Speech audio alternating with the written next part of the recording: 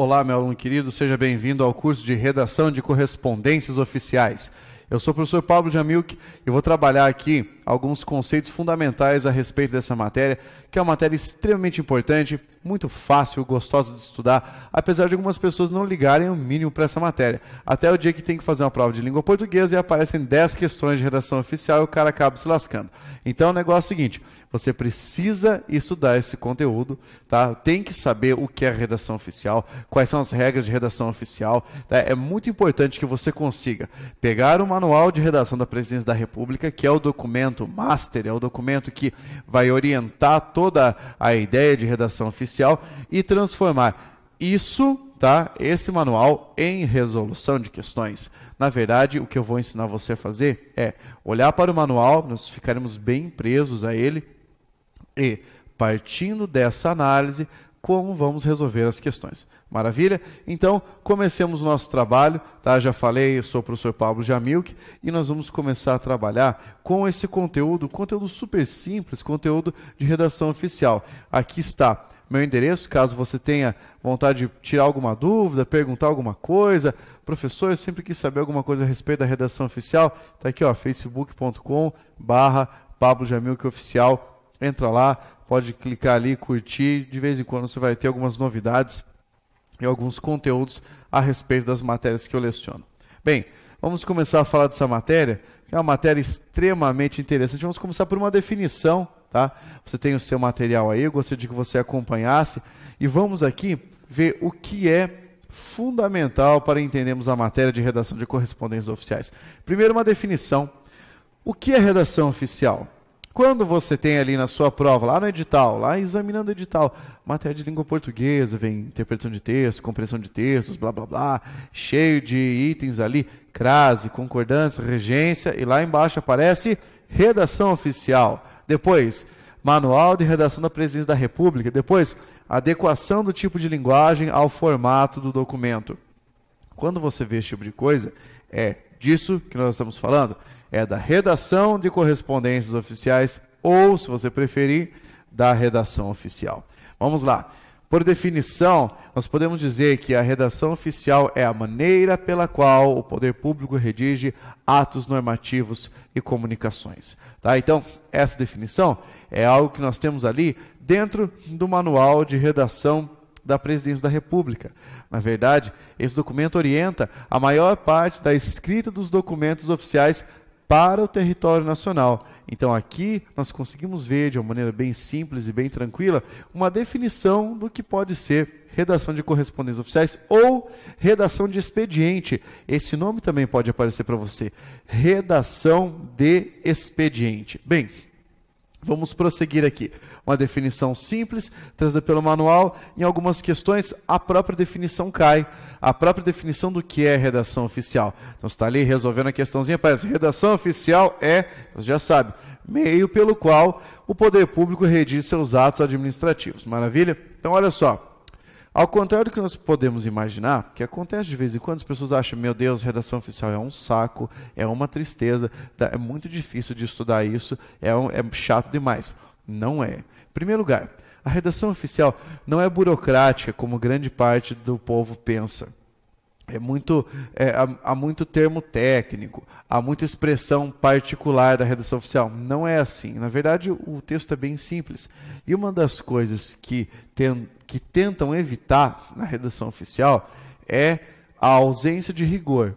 Quer dizer, é preciso que definamos regras específicas de como escrever, de como colocar a documentação oficial, a fim de que seja possível o indivíduo, no momento do seu trabalho cotidiano na administração pública, para que ele consiga, tá, escrever um documento rapidamente, de maneira eficaz e de maneira clara. Afinal de contas, nós queremos desburocratizar a máquina. Não queremos que a máquina pública fique lenta em razão de uma escrita que não é bem realizada. Tá? Então, ao contrário do que se pode pensar, a redação oficial está longe de ser algo difícil e antiquado. Tá? Na verdade, a língua, os avanços são considerados. Tá? A parte interessante aqui é observar como a redação oficial pode ajudar a administração pública e não atravancar o processo. A definição é essa. Vamos adiante. Quais são os documentos que padronizam, que são basilares para a redação oficial? Vamos citar aqui o primeiro deles, Manual de Redação da Presidência da República. Esse é o documento. Por que ele é importante? Porque ele vai orientar quase todos os documentos que caem em provas de concurso público. Vamos entender o seguinte: as bancas gostam de se basear nesse documento porque ele já está pronto, formatado ali, não são tantas regras assim. Você tem lá como escrever aviso, ofício, memorando, e isso já é mais do que suficiente para perguntar muitas coisas. Então, essa é a nossa base. Depois, Manual de Redação do Senado Federal. Ele é um pouquinho maior, na verdade, ele é bem maior do que o Manual de Redação da Presidência da República. E quando nós falamos aqui de Manual de Redação do Senado, significa que há, nesse momento, uma preocupação com os concursos voltados especificamente para o Senado. Por quê? Existem concursos, isso eu vou te avisar já de antemão, que cobram apenas esse manual, apenas o manual do Senado Federal. Então, existem algumas regras divergentes? Sim. Por exemplo, regra de escrita das porcentagens, né? Então, há uma distinção de concepção entre o Manual de Redação da Presidência da República e o Manual de Redação do Senado Federal. Nada que vai impedir você de entender a matéria. E, por fim, o Manual de Redação da Câmara dos Deputados. Você pode perguntar, Pablo, então, significa que as três formas aqui, os três manuais, possuem todas as comunicações que eu posso ver na minha vida? Não, claro que não. Tá? Na verdade, existem alguns documentos que estão positivados nesses manuais, mas é evidente que em determinado momento podemos ter outras formas de comunicação, podemos ter outros elementos ali povoando a redação oficial. Bem, vamos levar em consideração aqui, né, que esses documentos, eles podem trazer apenas as estruturas. Na verdade, o que acontece aqui é a orientação que esses documentos trarão, a orientação vai ser cobrada. Então, dificilmente você terá que escrever uma redação oficial.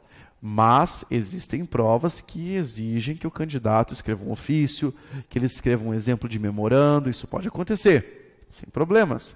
Mas, na maior parte das vezes, a banca trará ou propostas de texto, já escritas ali, ou trará para você algumas perguntas sobre como escrever aquilo, tá? Ou para que serve determinado expediente, para que serve um aviso.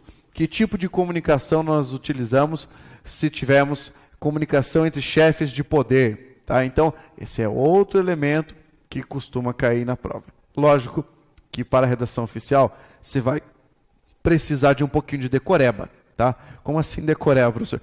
Você vai ter que memorizar, não adianta. Não adianta. Ah, professor, mas é chato. Para com isso, fecha a cara e vai estudar. Por quê? Se você quiser passar no concurso, tem que ter dedicação, criatura.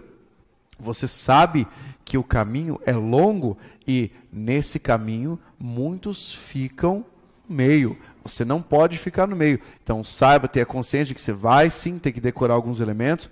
Porém, essa decoreba vai resultar em ótimos frutos. Tá? Então, vamos aos nossos estudos.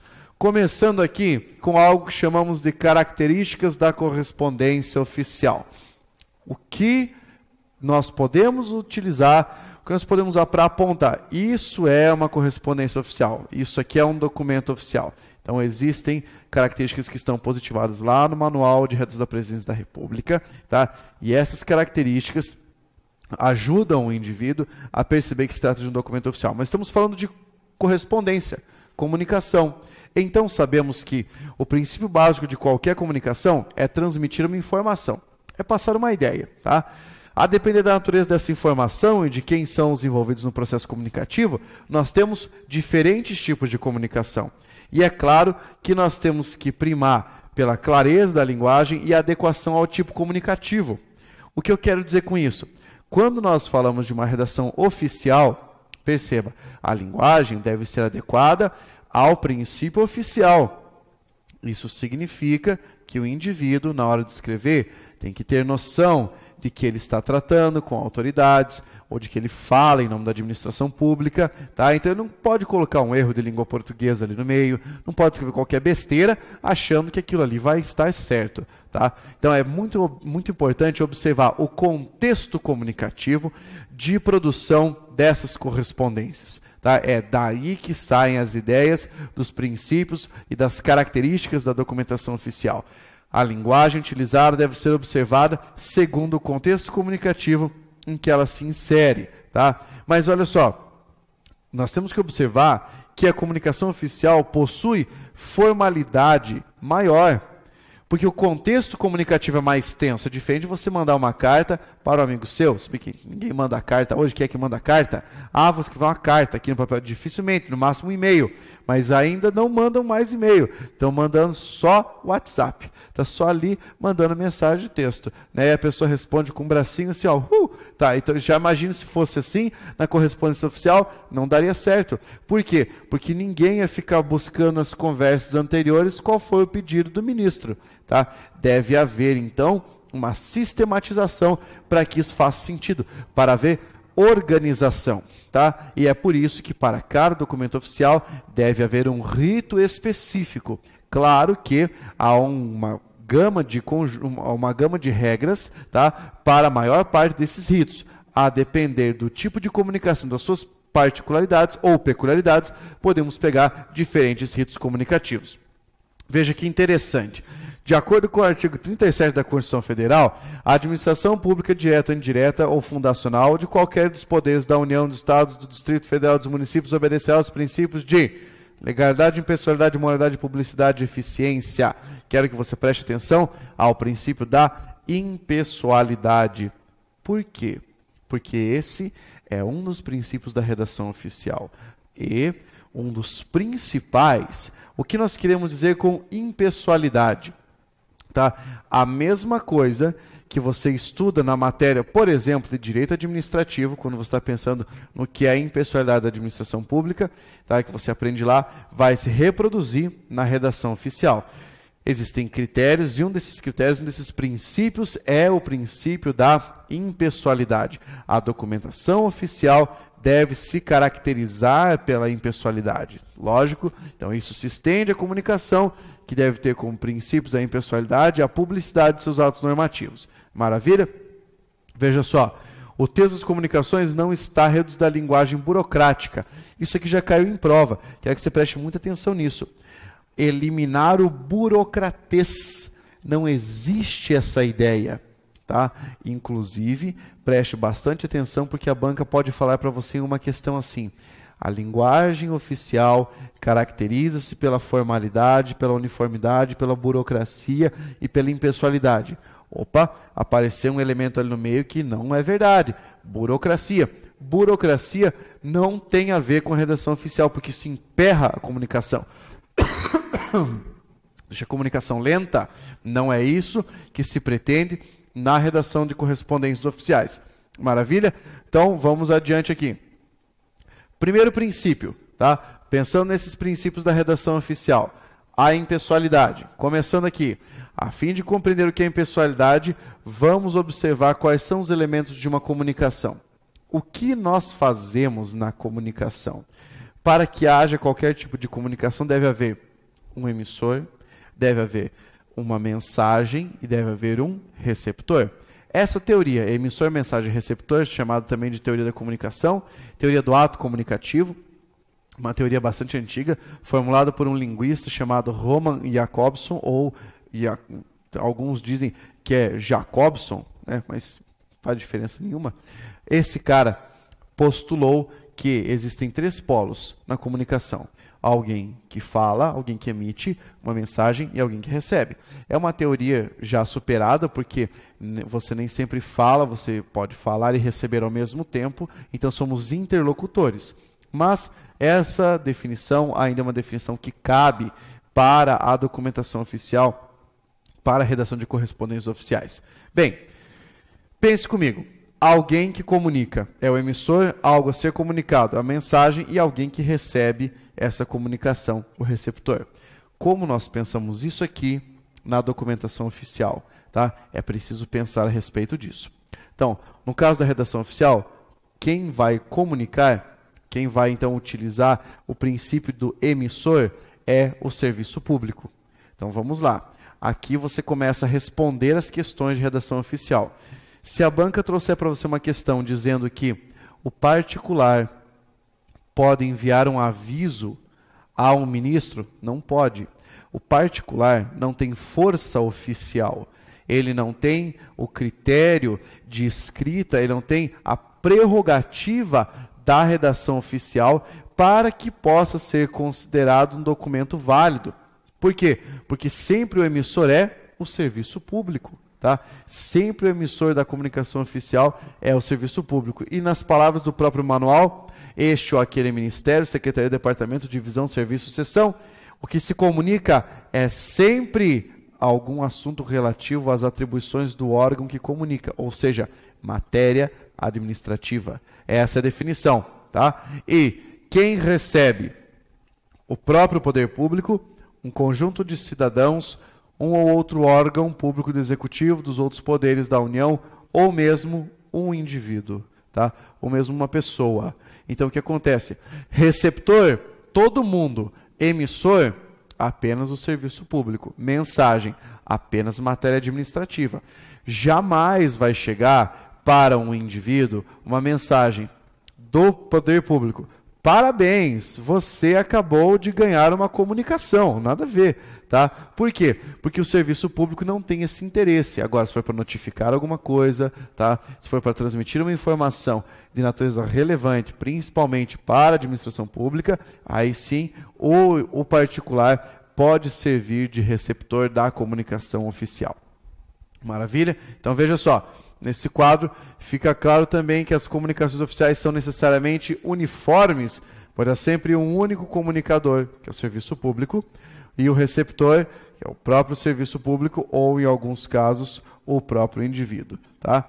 Aí, olha só, como nós começamos a analisar isso? Tá? Temos que garantir que o tratamento será impessoal. Como garantir que a linguagem utilizada será impessoal? Existem algumas orientações que o próprio Manual de Redação da Presidência da República traz. Quais são essas orientações? Vamos começar aqui. Primeira coisa, necessita-se da ausência de impressões individuais de quem comunica. O que quer dizer isso? Vamos lá. Quer dizer que é vedado ao emissor da comunicação introduzir juízos de qualquer natureza a respeito daquilo que se está comunicando. Ou seja, marque aí no seu material, não pode haver impressões pessoais de quem comunica. Geralmente, cai em prova bem com esse termo. Na comunicação oficial, apesar da impessoalidade, pode haver, a depender do documento, impressões pessoais de quem comunica. Errado. Impressões pessoais de quem comunica? Jamais. Não pode haver impressão pessoal. Quem comunica, comunica de maneira austera, sem fazer juízos de valor. Ou seja, apareceu coisa do tipo: fulano de tal está convidado a comparecer ao evento tal, em que será homenageado pelo belíssimo trabalho realizado. Está errado. Por quê? Porque belíssimo trabalho não importa para ninguém. Tá? Não tem que fazer elogios na comunicação oficial. Aparece ali: cumpre-me informar que, a partir desta data, essas expressões cristalizadas também não fazem parte da redação oficial. O cara começa a dizer como: infelizmente, na administração pública hoje, também não. Por quê? Esse infelizmente não faz parte da comunicação oficial porque é um juízo de valor. É alguém dando uma opinião particular a respeito daquele assunto. Tá? Então, primeiro caso já foi.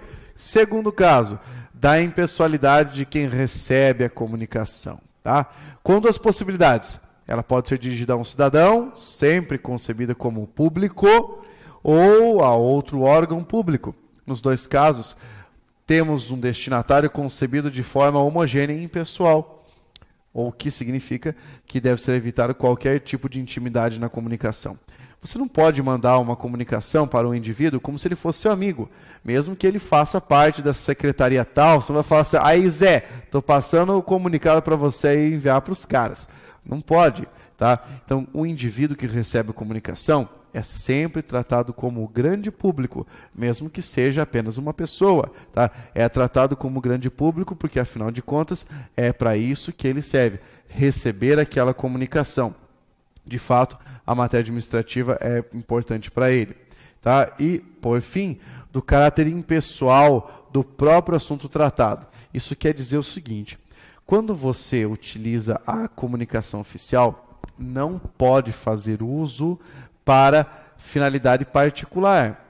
Isso quer dizer, eu não posso enviar um ofício tratando de um assunto particular. O assunto é sempre matéria administrativa. Não é possível, não é concebível que o indivíduo envie para outro um assunto que não diz respeito ao serviço público. Tá? Então, são os 3 critérios, nesse caso, de impessoalidade. Note-se que na comunicação, olha só, se na comunicação houver, atenção para isso, pronomes que indiquem em primeira pessoa, e não necessariamente haverá o que seria a ideia de quebra de impessoalidade. Deixa eu explicar. Vez ou outra, você está resolvendo uma prova e aparece assim: os próximos itens são relativos a modelos de redação oficial. Julgos com relação aos princípios e à linguagem empregada. Aí aparece assim: nós desse setor gostaríamos de solicitar a aquisição de maquinário para o desempenho das atividades XYZ. Tá? Veja, não houve quebra da impessoalidade, mesmo que o indivíduo colocasse nós deste setor. Por quê? Apesar de a palavra nós ser um pronome, tá? Veja, de primeira pessoa do plural, não fere o princípio da impessoalidade, porque ele está falando em nome da administração pública. Ele está fazendo uma requisição, um pedido em nome do setor.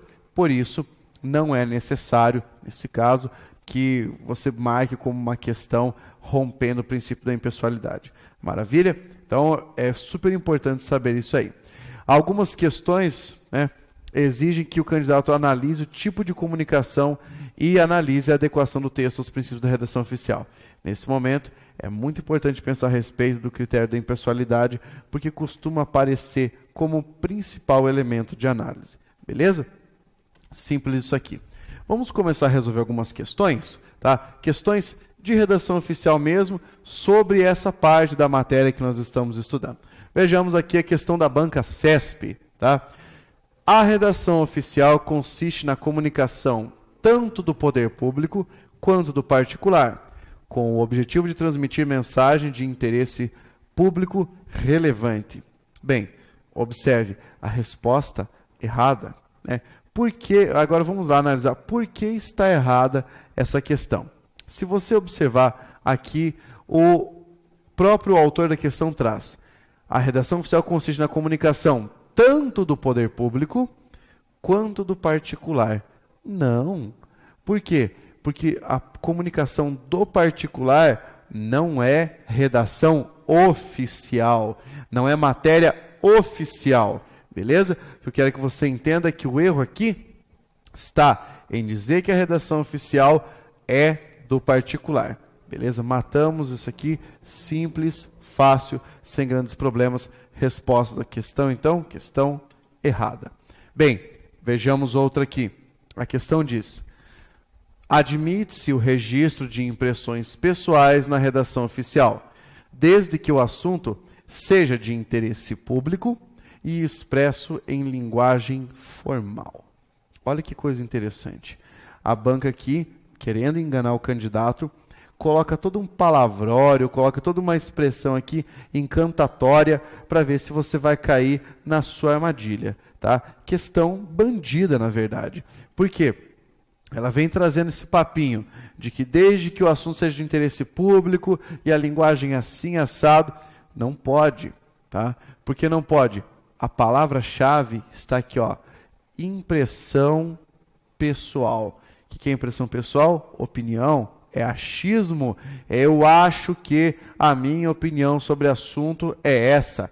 Portanto, essa questão aqui está errada. Maravilha? Conseguimos matar essa aqui, ó, sem problemas também. Questãozinha sobre impessoalidade, assunto recorrente em provas do concurso. Olha só a próxima questão. Será violado o princípio da impessoalidade se um expediente oficial versar sobre tema alheio aos assuntos relacionados ao interesse público? Questão certa. Por quê?